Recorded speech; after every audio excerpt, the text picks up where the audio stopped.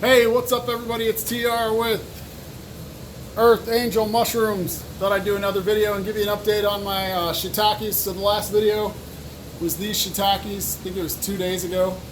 So they're growing. I have it cool in here, super cool. It's actually 50 degrees in the grow room right now. So they're growing slow, but with that colder temperature, they generate way better mushrooms, higher quality mushrooms. So it's all good with me. I use one grow room for 3 species, so I would rather keep it on the cool side because I grow kings, which is going to be the video and cover how I grow kings. Kings like it cold. If you try to grow kings in a warm grow room, you will have nothing but issues with blotch. So the colder the better. They love it cold. So again, it's 50 degrees in here right now. Super high humidity.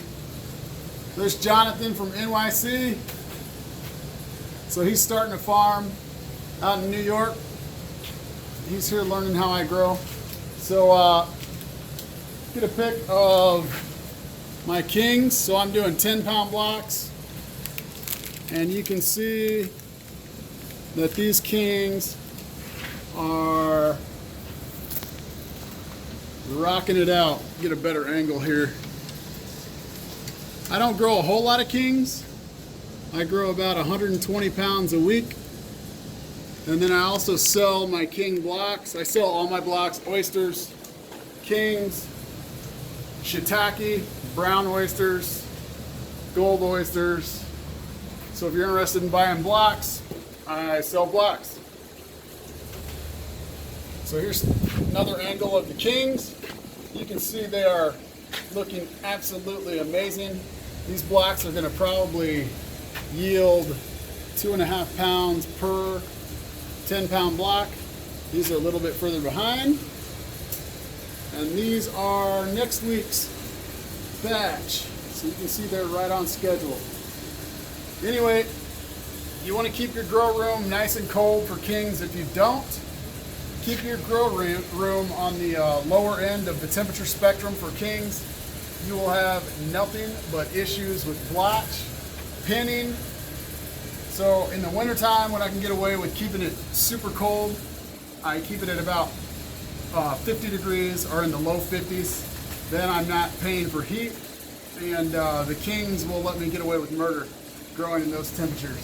So you can see they are looking absolutely phenomenal. And don't get me wrong, they do not look like this every single week. Kings will expose how good of a grower you are because they're tough to do them week after week after week and get them consistent. I'll cover how I fruit them or induce pinning. I'm going to go in my other room. So I keep my colonization room at about 73 degrees. And again, I'm growing on 10-pound blocks. I'll colonize kings. These are king bags right here. I'll colonize them for about 3 weeks to a month. And then out of the colonization room, I'll put them on a rolling rack. And we slice the bag at the top. And then I will scrape the top, so we're scratching. And I will let them stay in this room, which is a little cooler than my colonization room. So we got the drop in CO2 from the hole in the bag, just a little hole, and then the drop in temperature. So you can see we brought these in last Tuesday, and I don't know if you guys can see the little mushrooms, but I have pins all over the place inside there that are about, I don't know, a quarter of an inch tall or so. Some are smaller, some are bigger, but that's how I do kings. And typical week, I'll get 2 pounds per block off my king blocks. On weeks where I screw up, I get less. This week, of the video in there, I'm doing really good, so those should be about 2.5. So anyway, keys to kings.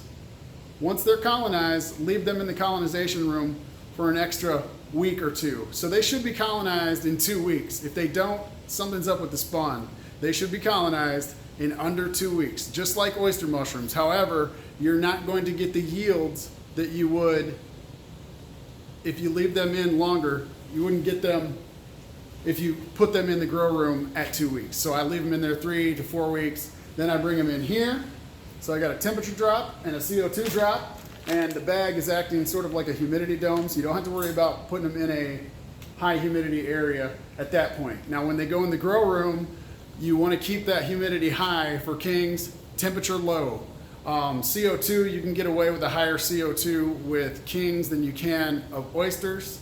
So I've grown them where it's 1,000 parts per million, and then you can barely tell. Same with shiitakes, but oysters on the other hand, you'll have 8-foot long oysters, which no one wants long oysters. It's sort of a balancing act. So anyway, kings, cool temperature, high humidity. You're gonna get away with a lot more doing it that way. Don't forget to scratch the top, subscribe to my channel, and we will talk to you later.